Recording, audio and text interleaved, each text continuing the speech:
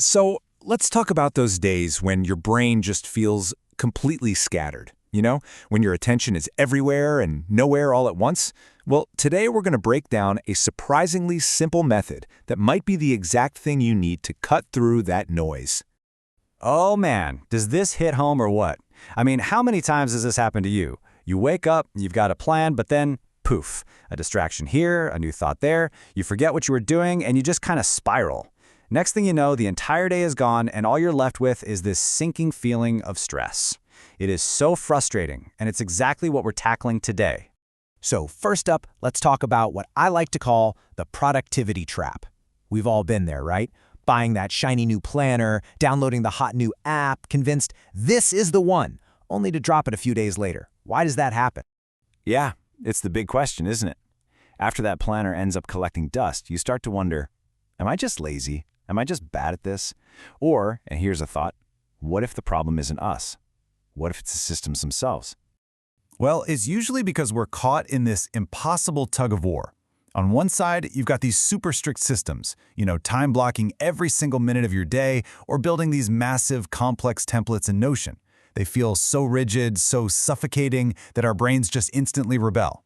But on the other side, you've got the really loose systems like a simple to-do list. And those are so unstructured that, well, you just forget they even exist.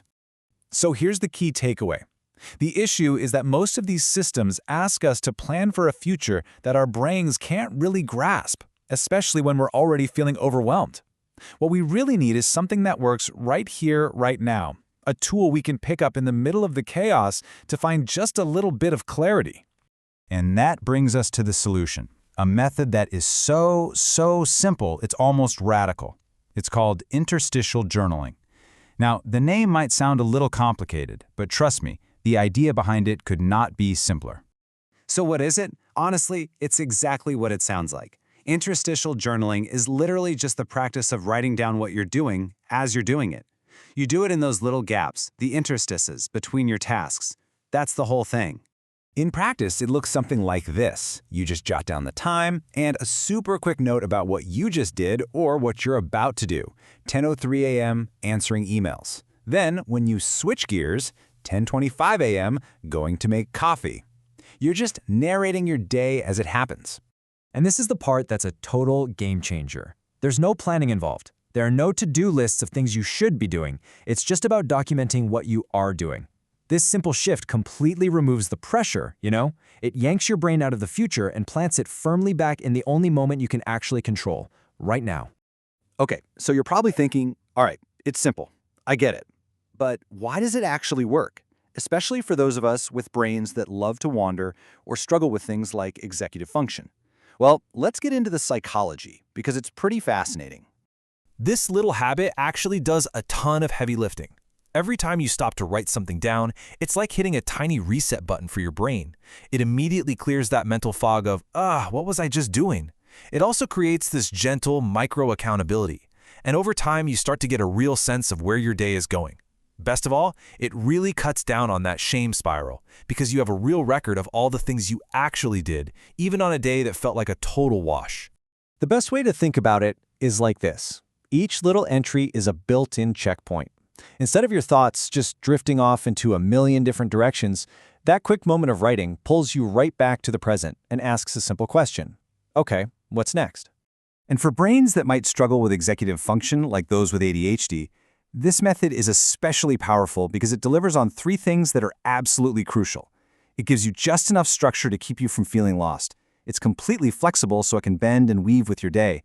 And most importantly, it gives you instant feedback. That act of writing something down gives your brain a tiny little reward, a little dopamine hit that helps anchor your focus. It's one of the few systems that provides all three. All right, so we've covered the why. Now let's get down to the how. This part is all about action. How you can start doing this like right now with zero friction. I'm not kidding. It really is this easy. You don't need a special notebook. You don't need a fancy app. Just grab whatever's closest, a sticky note, a text file, whatever. Write down the time and what you're doing. And then when you feel yourself switching gears or even just feeling a little lost, you do it again. That's the whole system. And this right here is probably the most important rule of all. There is no such thing as failing at this. You can forget to do it for 3 days or 3 weeks. It doesn't matter. You can just pick it right back up without any guilt. The goal is not a perfect, unbroken log of your day. It's just about creating a little bit of forward movement when you feel stuck. And because it's so simple, you can totally make it your own. If you're feeling anxious, jot that down. If you need to think through a problem, write a whole paragraph. Some days you might have 20 entries, other days you might have 1. The point is, the system serves you, not the other way around. But you know, when you really get into this, you start to realize it's not just about getting more stuff done. The real power of this practice is about something deeper. It's about finding clarity.